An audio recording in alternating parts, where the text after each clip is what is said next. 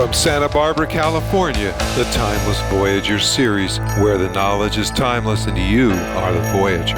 Interviews with leading-edge authors and speakers, psychic phenomena and the unexplained, UFOs, extraterrestrial encounters, government cover-ups, alternative healthcare, new technologies. Fasten your cosmic seatbelts and join me, your host, Bruce Stephen Holmes, the Timeless Voyager.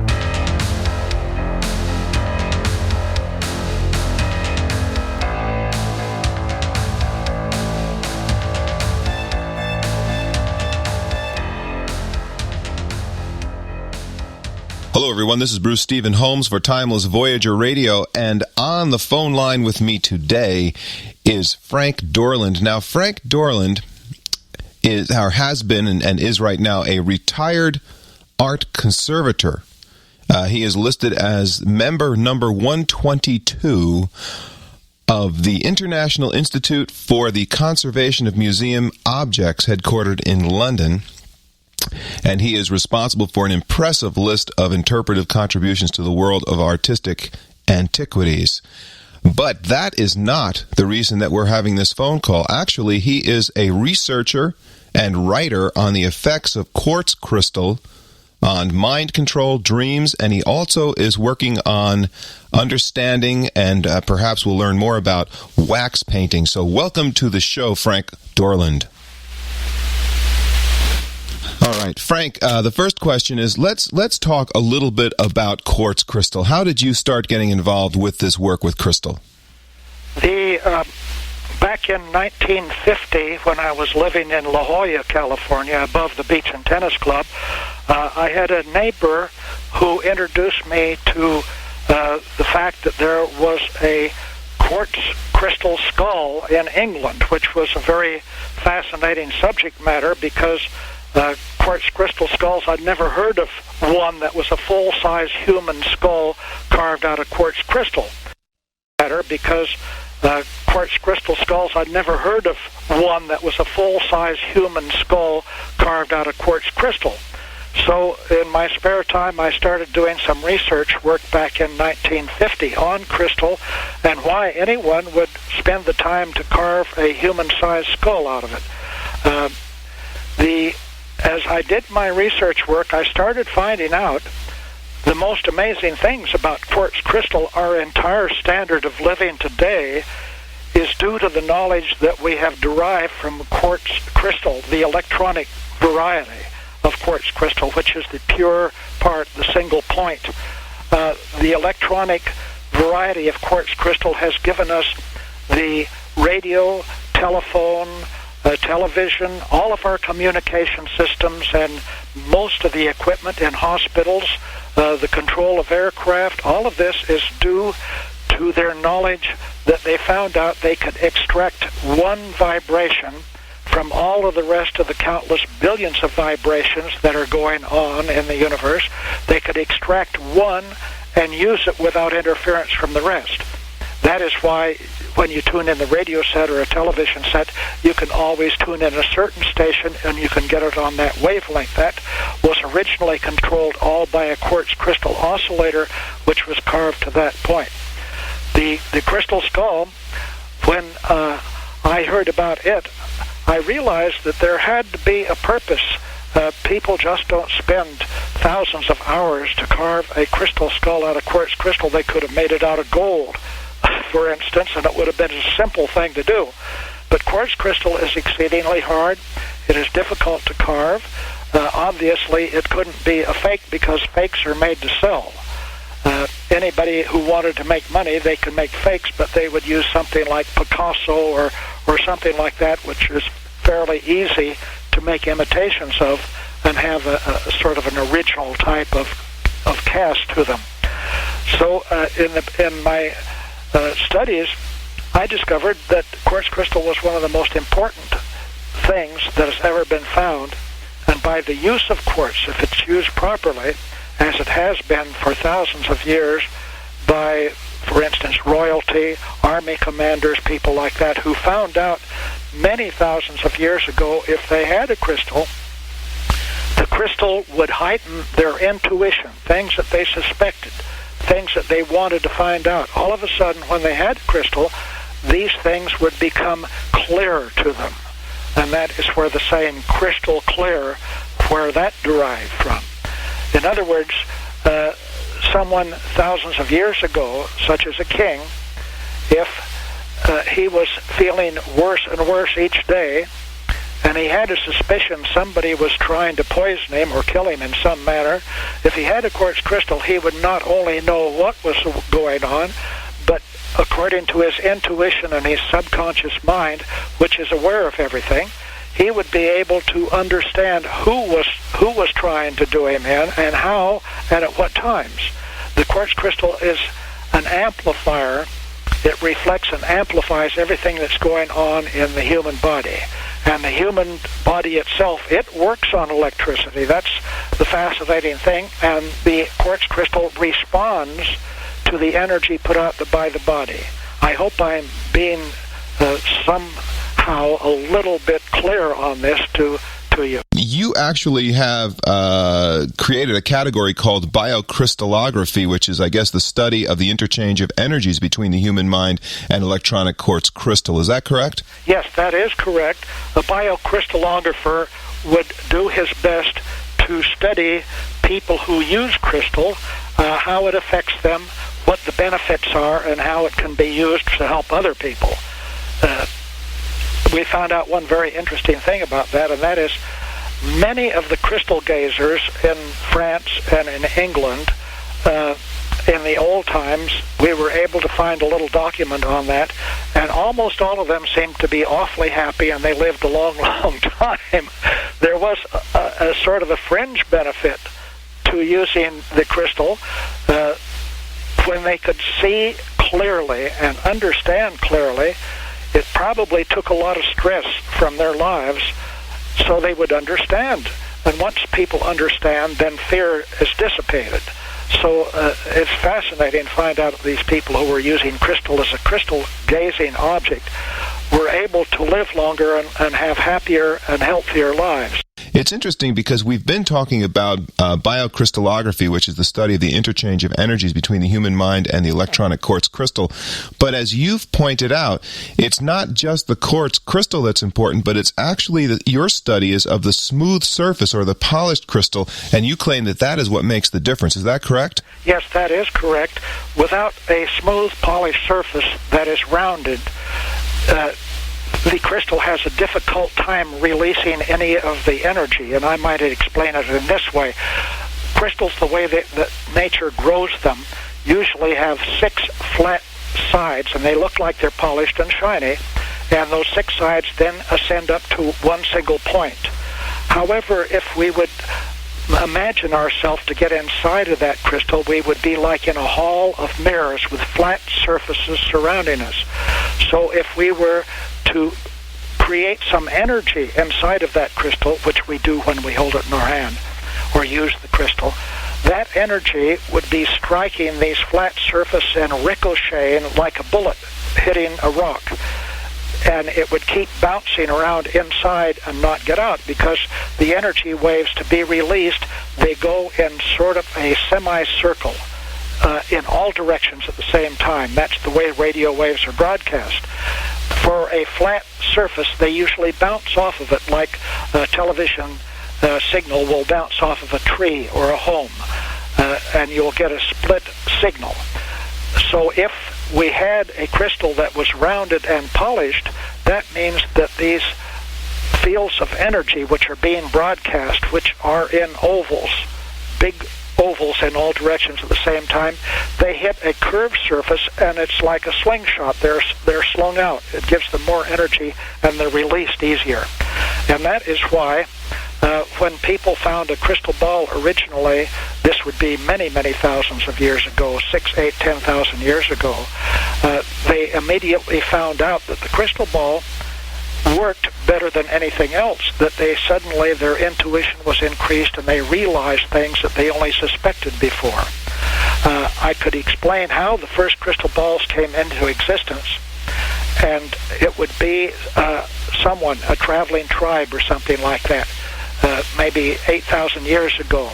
that would find in a stream bed a tumbled crystal that had turned into a cobblestone by the forces of nature, where the running water had tumbled the crystal over and over in the gravel of the stream bed, knocked off all the points, made it into a rounded, smooth cobblestone.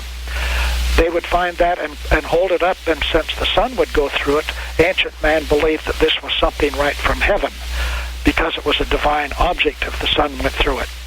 So he would put that in a sack, carry it around his neck in a leather sack, and since he would be moving, the crystal would turn and twist inside the leather sack, which of course would have dirt, sand, and things like that in it, which would eventually polish it into a polished crystal ball. It would not be absolutely round like a machine made. It would be lopsided, but it would be round and polished. And that would enable the energies that would be created in the crystal by being close to the human body.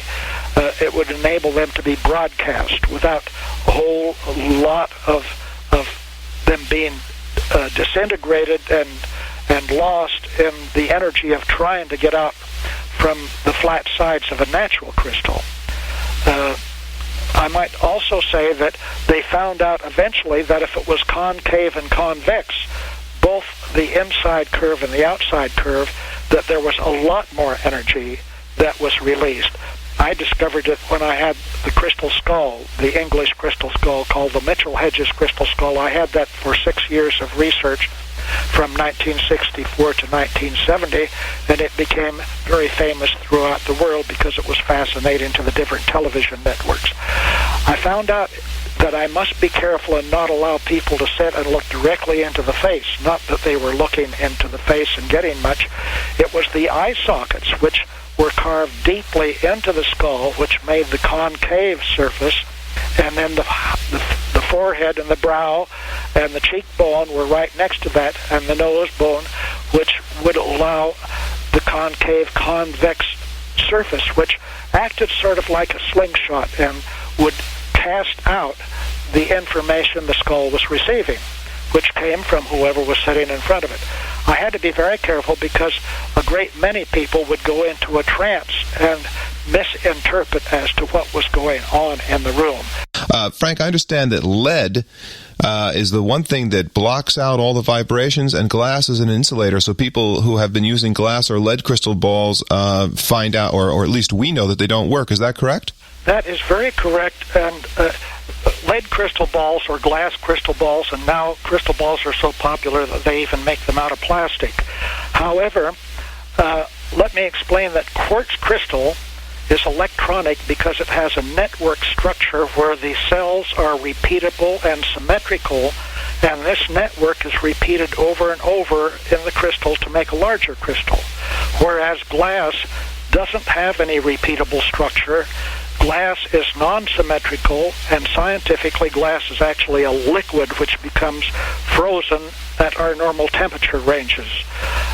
Now glass melts at a low temperature of 1300 to 1600 degrees centigrade. I shouldn't say it's low because that's pretty hot, but crystal you have to take crystal up to 1710 degrees centigrade before it will melt.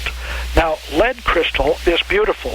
It's heavy and it's flashy to look at, and they add lead to the glass to make lead crystal. It really isn't crystal, it's glass with a high lead content. It usually has 22% to 28% lead oxide. What the lead does is it makes it sparkly and it makes it soft. It makes it easier to cut. But a lead crystal ball or a glass crystal ball absolutely won't work because they use lead to block things as a shield, so nothing goes through lead. And glass is used as an insulator. Whereas quartz crystal, being electronic, the minute somebody touches it or picks it up, the quartz crystal changes its vibration. The quartz crystal actually has been sitting there all the time vibrating on its own frequency. But when it's touched by a human being, their body cells are putting out electrical energy. So that is received by the quartz crystal, which starts vibrating on a frequency that is in harmonics with the human body, which acts as an amplifying reflector then the crystal does, like a radio broadcast broadcasting set, and it's picking up all the things in the subconscious and in the body cells and bringing them up strong enough so that the five-sense conscious mind, which is not aware of any of this, the five-sense conscious mind can understand more about who they are, how they got here, and what they're here for. We are talking about the effects of quartz crystal on the human mind experience, but most importantly, we have learned that it is a rounded crystal, one that has been smoothed and not the usual crystals we see, I guess, in stores. Let's talk then about how a person would go about programming the crystal. The crystal, an electronic quartz crystal, is usually programmed, and this is going back for a good many thousand years. You hold the crystal in your right hand, and this doesn't have anything to do with being right or left-handed. This has to do with your genetic code, the fact that for thousands of years, all oracle workers, people of that nature, they had to face south before they could go into a trance, because that put their left hand to the east, where they figured all the knowledge came from the east. So this is a distinction of what your subconscious memory bank believes.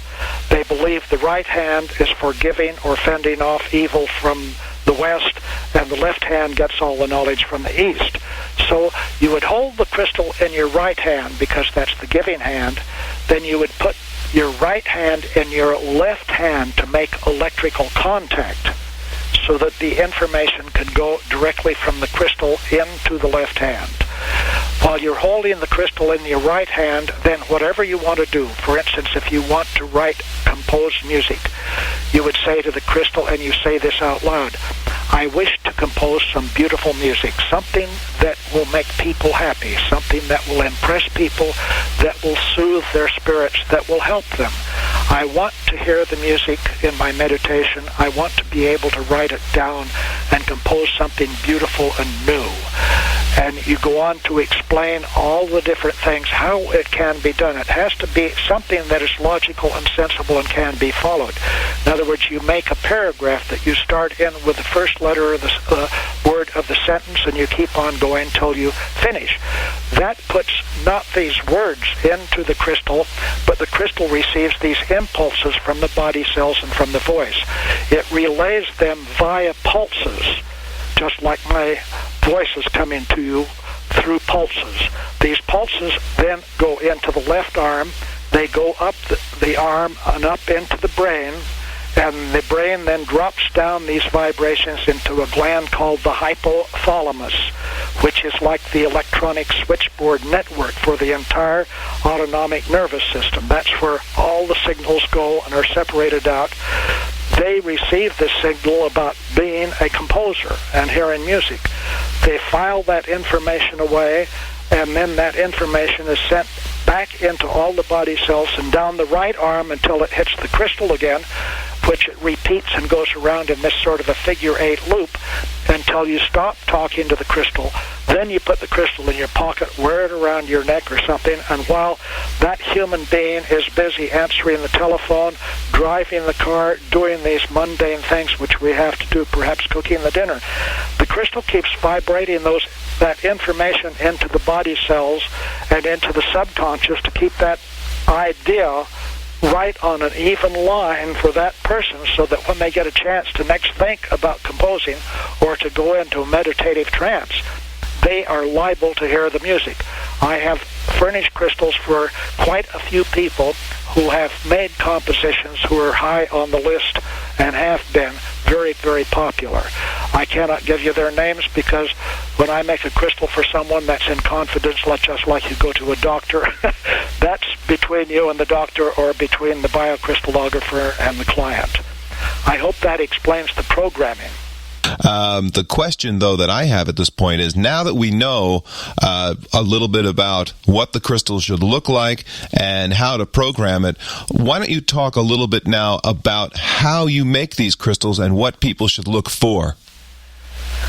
Yes, ever since 1968, up until the last year or so, I have made thousands and thousands of crystals. In fact, the city of Montreal, they asked me, this was a long time ago, the city of Montreal in January 1978 gave me a commission to produce a bunch of crystals for them to show during their summer show in the Montreal Pavilion on the World's Fairgrounds. They had attendance in the millions, and I think it was 35 or 40 crystals there, which millions of people saw this exhibition put on by the city of Montreal, and this is what started the crystal renaissance, as it has been commonly called. The crystals are carved in this fashion. I originally, what happened is I needed to do research with crystals, and I went out to buy a crystal ball, and there wasn't a real crystal ball available anywhere that I could find in the United States. I had lots of crystal balls that I found, but they were all lead or glass or plastic, like lead crystal. They were worthless for this research work because they had to be electronic. So I decided I would make my own. So I studied lapidary at home with some books, and went out and got some machinery, and was able to get some crystal through the courtesy of Hewlett-Packard, which they informed me where I could get some excellent crystal. And I started carving and grinding the crystal balls and talismans, pendants, things of that nature. The crystal is, first of all, you submerge it in water or an alcohol fluid so that you can see the imperfections in it.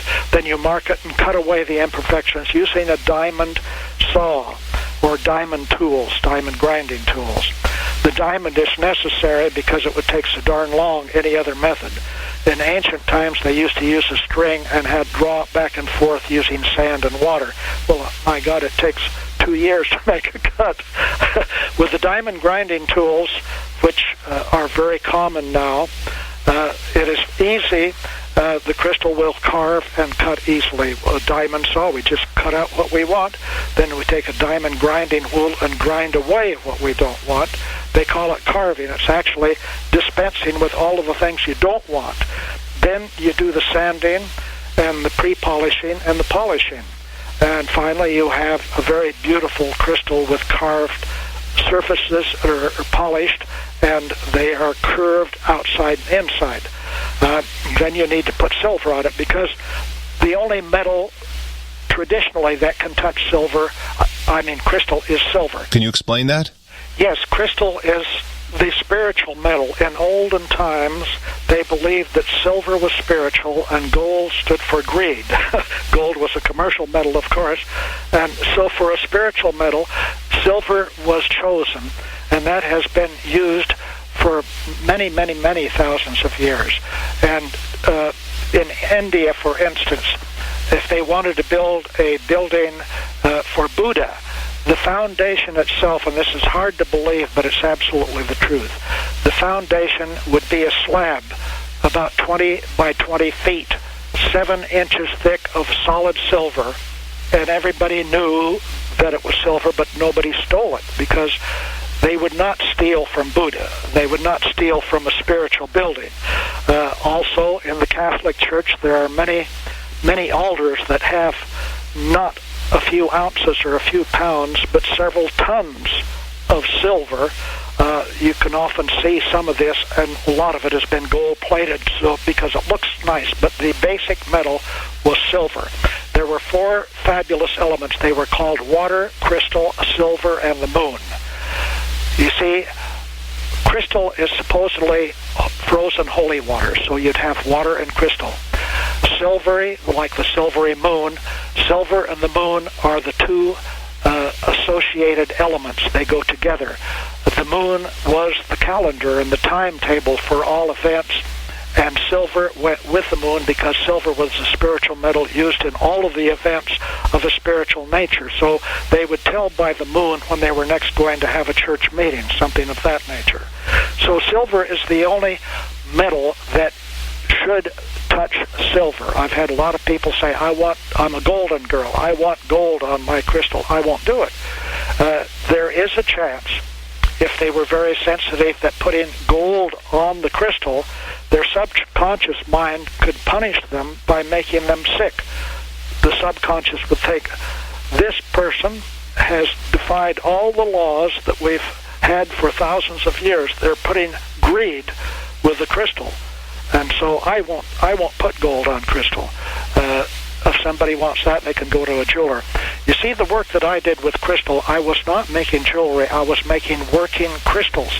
And this is what started the jewelry business. Thousands of years ago, the king would have a crystal, the queen would have a crystal, the princess would have a crystal, the army commander would have one. Other people would see these beautiful polished stones, because in ancient times they would just polish the stone. They wouldn't facet it. Faceting is only about 300 and some odd years old. The common people would see these beautiful, shiny, polished stones, and they would want them, so they'd hire somebody who eventually became a jeweler to make some for themselves. But they didn't realize that the king had a crystal. What they would have is a piece of any colored stone that someone would make and polish for them. And that's how the jewelry business was actually born, was an imitation of the spiritual use of quartz crystals. You were familiar with all these shuttle experiments they're doing in space on crystals. Do you have any idea why they're doing that? Yes, they're doing that because crystals are responsible for our entire civilization the way we know it today. If we would take crystals away, we would be right back practically in the 1890s. We wouldn't have any aircraft travel because 99% of aircraft can't fly without radio control. We wouldn't have radio television. We wouldn't have telephone. Things would have to be carried by letter, and that would take a heck of a long time. Also, the crystals in space, they are different crystals for certain purposes. Like they used to have a crystal to make an oscillator to control the radio broadcast. Now they can do this synthetically by studying other crystals, and they can produce other things for certain uses. Like all of the medical equipment in the hospitals is directly derived from the knowledge that they've derived earlier from the quartz crystal and the isolation of certain vibrations. So all of these experiments in outer space are trying to grow special select crystals without the force of gravity, because gravity has a great determining effort on which direction the crystal grows. Okay, one other question. And of course, the purpose of this, we're running out of time, Frank. For those of you who are listening, Frank Dorland is my guest. Fate magazine has done a story that you wrote about the Black Virgin of Kazan. Could you talk a little bit about that? Yes, the Black Virgin of Kazan is the symbol of Holy Mother Russia. That is a Russian icon that for many, many years was in the Kazan Cathedral on Red Square in Moscow. When the Bolshevik Revolution took place, the icon had disappeared because someone stole it. It's studded with over 1,000 beautiful stones, rubies, diamonds, emeralds, everything like that. It's a fascinating artwork piece as well as a religious subject matter. The icon disappeared, but the Kazan Cathedral itself was destroyed by the Bolsheviks to prove that God didn't exist, because they said if God did exist, he would come down and punish us for destroying this beautiful Kazan Cathedral. And they promised to build a sports arena there. They have never been able to build any building on that spot, and to the faithful it has been known as the Green Miracle on Red Square. It's been an embarrassment to the Bolsheviks. The story has to do with the miracle of Fatima, where 3 young children were talked to by the Virgin Mary in 1917 and told the 3 children if they would pray and if other people would pray for the reconversion of Russia, the Virgin Mary guaranteed that Russia would be reconverted and there would be peace in the world. Well, they built a shrine there in Fatima, and the Blue Army was formed. The Blue Army is a worldwide organization. That was formed to take care of the miracle of Fatima story and to keep it perpetuated. 400 or 500,000 people a year, maybe more than that, visit that shrine every year, and so there are millions of people worldwide who have been praying for the reconversion of Russia. I would like someday to explain how prayer works. You don't have to be of any spiritual sect to have prayer works, because it's a communication system. They have been praying for the reconversion of Russia. On last Christmas, when Gorbachev announced he was resigning and communism was no more, the millions of people took that as a symbol that the Virgin Mary had kept her word. Russia was reconverted, and the icon will eventually go back to the cathedral that was destroyed, because they are rebuilding that cathedral on that identical spot, which is a sacred ground on Red Square. The Kazan Cathedral has been started. It'll take a long time for it to finish, because the original cost was around $40 million. My goodness, we didn't have a chance to talk about mind control dreams, and we've totally missed the wax painting. We're going to have to do another show on that very quickly today. Frank Dorland is my guest. He's a researcher and writer on the effects of quartz crystal. We haven't had a chance to talk about all the things we wanted to talk about, especially the wax painting. But, Frank, you had a poem that you wanted to read, and I'd like to turn the microphone over to you. Yes. In the Hindu sacred canons called the Vedas, these were formally written down from oral recitations, which wouldn't go back thousands of years, but they were formally written about 1,500 years BC. And this is called Indra's net. I might explain that Indra was the king of the gods. He was the master of the rain, thunder, and lightning. This poem is something that shows how important they believed crystal was, and its association with humanity clear back at that time from the very beginning. There is an endless net of threads throughout the universe. The horizontal threads are in space. The vertical threads are in time. At every crossing of the threads, there is an individual, and every individual is a crystal bead. The great light of absolute being illuminates and penetrates every crystal bead, and also every crystal bead reflects not only the light from every other crystal in the net, but also every reflection of every reflection throughout the universe. That's the poem. It shows the importance of association of one individual to other. No matter what we do, it affects somebody else. So we should be very, very careful. All right. Thank you very much for being on the show. Do you have anything you'd like to say to everyone? Just hang in there. There's great things to come. We've made more changes in the last 100 years due to quartz crystal than the entire history of the whole world. And these are the best times of all to be alive.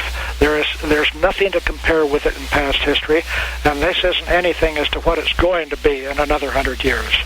All right. Thank you all for listening and tuning into Timeless Voyager Radio. This is Bruce Stephen Holmes, and I hope that your own personal voyage through life towards the development of your highest potential is a joyous and successful one.